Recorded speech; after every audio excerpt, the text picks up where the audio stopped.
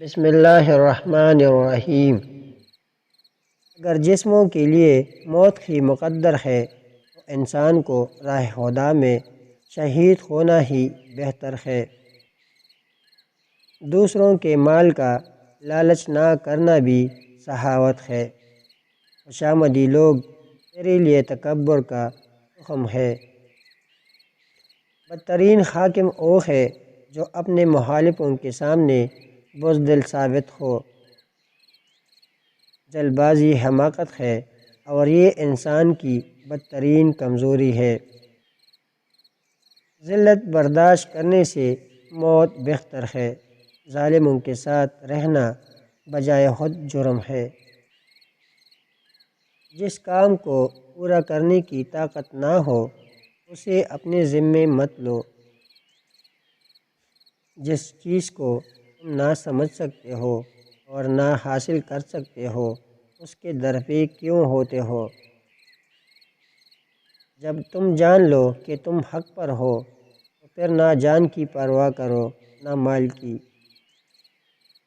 کسی شے کی زیادہ خواہش اور حرص محض بری ہی نہیں مہلک بھی ہوتی ہے۔ دولت کا بہترین مصرف یہ ہے کہ اس سے عزت و آبرو کو برقرار رکھے۔ اپنے کام کے صلے کی واجب سے زیادہ امید نہ رکھو۔ بہترین سکون یہ ہے کہ خدا کی اطاعت پر خوش رہو۔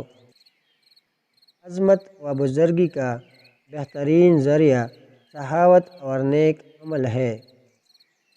حماقت کیا ہے؟ کمینوں کی اتباع اور گمراہوں کی اطاعت کرنا۔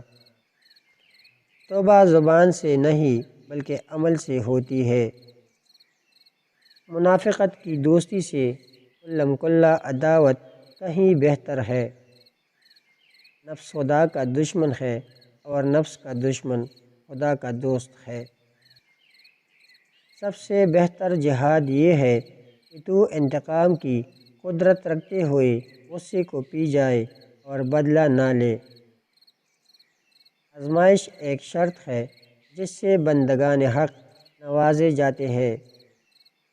مصیبت کا نزول ہلاکت ہی کے لیے نہیں امتحان کے لیے بھی ہوتا ہے۔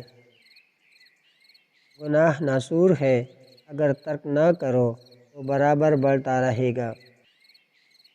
کسی برائی کو معمولی نہ سمجھو، ممکن ہے اسی سے خدا ناراض ہو جائے۔ اللہ تبارک و تعالی ہمیں ان سب باتوں پر عمل کرنے کی توفیق عطا فرمائے، آمین۔